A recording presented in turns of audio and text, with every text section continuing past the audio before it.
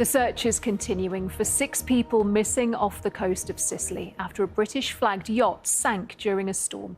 The Bayesian had been anchored outside the harbour at Porticello, a small fishing village to the east of Palermo. The 56-metre-long vessel was hit by a powerful storm in the early hours of Monday morning and disappeared beneath the water at around 5 a.m. 22 people were on board, including 12 passengers and 10 crew members. 15 of them were rescued, and a search operation is still going on to find the others.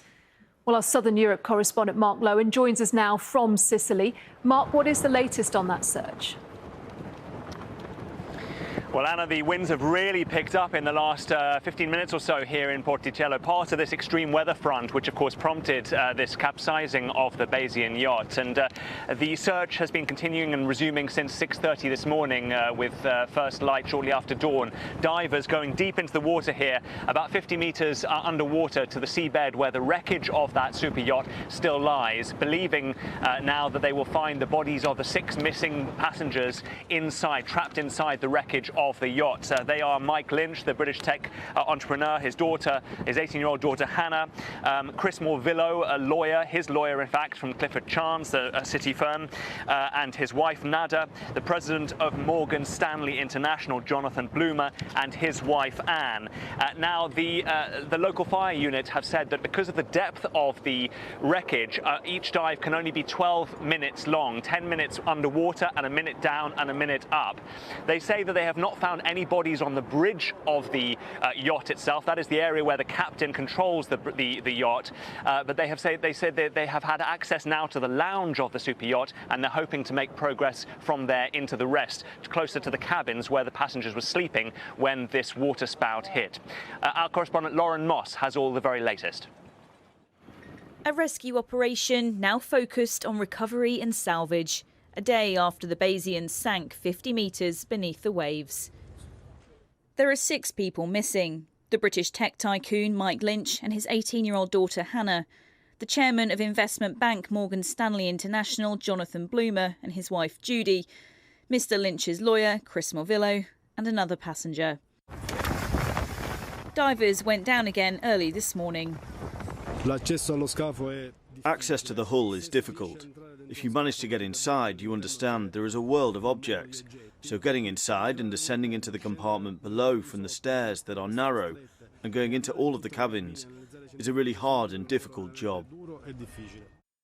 This was the Bayesian photographed on Sunday night, anchored 700 metres away from the small fishing village Porticello. It was struck by a sudden fierce storm in the early hours of Monday morning. It was so violent that a waterspout like this one, a spinning column of air and mist, appeared over the sea.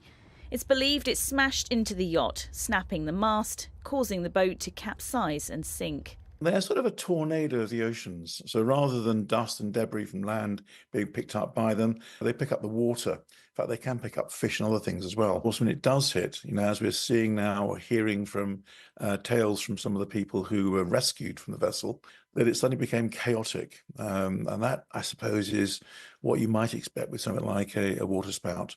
One body was pulled from the water. Others clung to a life raft, screaming for help. 15 people made it to safety, including British tourist Charlotte Golunsky, her husband James and 1-year-old daughter Sophia. Charlotte described losing hold of Sophia for 2 seconds before finding her and holding her afloat, arms stretched out above the churning waves. Mike Lynch's wife, Angela Baccaris, is also among the survivors. She's listed as the yacht's owner. We'll do whatever we can practically to help in this very difficult, distressing, heartbreaking situation. I think that's the most important thing we as an embassy can do. Earlier this year, Mr Lynch was acquitted of multiple fraud charges in the United States after selling his software company, Autonomy, to Hewlett-Packard. He had faced a long prison sentence. I knew I had done nothing wrong, and it was very important to me. And this is, by the way, is a British thing. We don't fold in the same way as the Americans do, probably because we don't understand the consequences in the way an American would.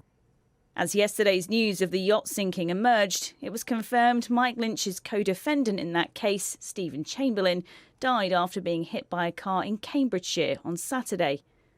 The UK's Marine Accident Investigation Branch is joining teams in Sicily to assist and find out what happened in a tragedy the ship's captain is reported to have told the media they just didn't see coming. Lauren Moss, BBC News. And Mark Lowen is still with us in Sicily. Mark, what do we expect to happen now? Well, Anna, of course, research is continuing apace. We've seen a helicopter scouring overhead, and we've seen boats leaving to continue to try to support the divers. As you heard there in Lauren's report, a team of marine investigators from the UK have now arrived here. The British ambassador confirmed that to me, saying that they will be working with their Italian counterparts to make a preliminary assessment and to see whether enough was being done to mitigate the effects of what was expected to be a weather warning, actually, over the last few days.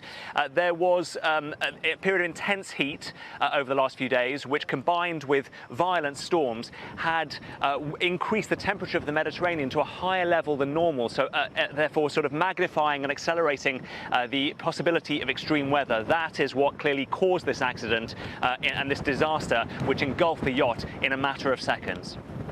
Mark, thank you. And as we heard there, the sinking has really focused attention on the ocean phenomenon known as waterspouts. Thomas Schaffnacker explains how they're formed and the risk they pose. Waterspouts are powerful whirlwinds at sea, not too dissimilar to a tornado. Here's footage of one recorded earlier this year just off the coast of Turkey. You can see how narrow that column of whirling air is with the sea mist driven upwards, perhaps a few tens of metres across. A lot of twisting motion, a lot of power, potential for damage, and yes, life-threatening. Now, the International Centre for Waterspout Research confirms that 18 waterspouts were reported off the coast of Italy on the 19th of August alone. Well, we heard there that Mike Lynch's co-defendant Stephen Chamberlain died on Saturday in the UK after being hit by a car. His family have released a statement. Lauren Moss is with me. Lauren, what did they have to say? Yes, Anna, in this statement released through Cambridgeshire Police, they say that Stephen Chamberlain was a much-loved husband, father, son, brother and friend. They say his only goal in life was to help others, and he made a lasting impression on everyone who knew him and will be deeply missed, but forever in their hearts. Stephen Chamberlain was hit by a car on Saturday morning. It's believed he was out jogging at the time. A driver, a 49-year-old woman from Buckinghamshire, is helping police with their inquiries, and they're still appealing for witnesses. Mr. Chamberlain would have known Mr. Lynch, Mike Lynch, for many years. He was Vice President of Finance at Mr. Lynch's former company, Autonomy, and he too, as you mentioned, was acquitted by a court in the US in June of fraud charges linked to the sale of that company to Hewlett-Packard. Now, he had left the company in 2012 and he later worked for a cyber security firm. And his lawyers also released a statement today describing Mr. Chamberlain as a courageous man with unparalleled integrity. Thank you, Laura.